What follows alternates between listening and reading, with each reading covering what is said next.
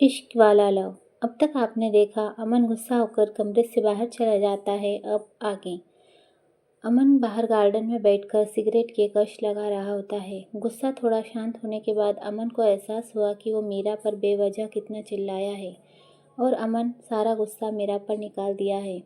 अमन को एहसास होता है कि उसे मीरा से ऐसा बिहेव नहीं करना चाहिए था। अमन फौरन अपने कमरे में आकर देखता है मीरा दीवार से टेक लगाई सो रही होती है।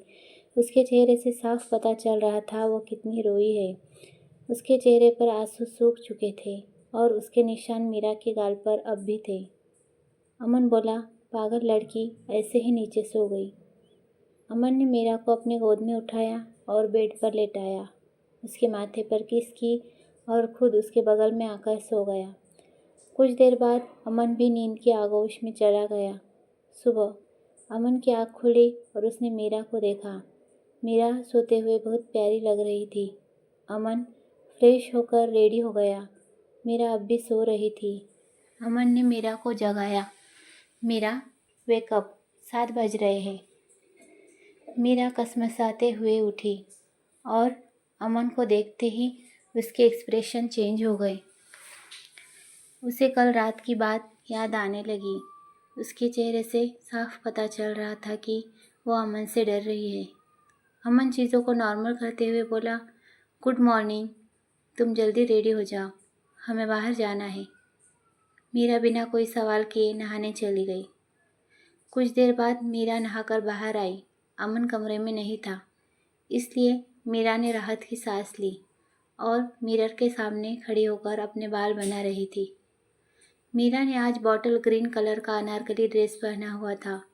होठों पर लिप बाम, मांग में अमन के नाम का सिंदूर, कान में छोटी बालियाँ और हाथों में रेड कलर का चूड़ा पहना हुआ था। बस इतने में ही मीरा गजब ढा रही थी। अमन कमरे में आया और उसने मीरा को देखा तो देखता ही रह गया, जो अब भी मिरर के सामने खड़ी थी। वाह! मीरा को देखते ही अमन के मुंह से एकदम से ये लफ्ज़ निकल गया, लेकिन एक कमी है।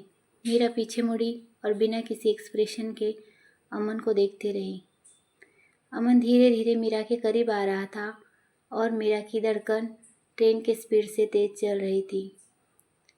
अमन ने मीरा की चोटी खोल दी और पूरे बाल एक साइड करके कंधे पर आगे की तरफ डाल दिए और बोला, अब लग रही हो एकदम परफेक्ट। अमन के ऐसा करने से मीरा के शरीर में एक सी रन दौड़ पड़ी। उसके गाल लाल हो गए और चेहरे पर हल्की सी मुस्कुराहट आ गई और मीरा के चेहरे की लाली देखकर अमन को भी खुशी हुई। उसके बाद अमन और मीरा ने सबका आशीर्वाद लिया और ब्रेकफास्ट के बाद दोनों उनके कुलदेवी के मंदिर दर्शन के लिए चले गए।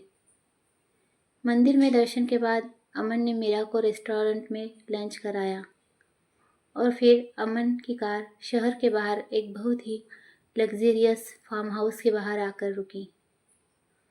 अमन कार से नीचे उतरा और उसने मीरा के साइड का डोर ओपन किया और अपना हाथ मीरा को दिया। मीरा अमन का हाथ थामे कार से नीचे उतरी। दोनों फार्म हाउस के अंदर आए। फार्म हाउस वाकई बहुत सुंदर था। फार्म हाउस के बाहर ढेर सारे फूलों के पौधे थे। पूरा फार्म हाउस फूलों से सजाया गया था। खिड़कियों से ठंडी ठंडी हवाएं चल रही थी। अमन ने मीरा को सोफे पर बिठाया और कहा, तुम यहाँ बैठो और कोई भी ज़रूरत हो तो सीमा आंटी को कह देना।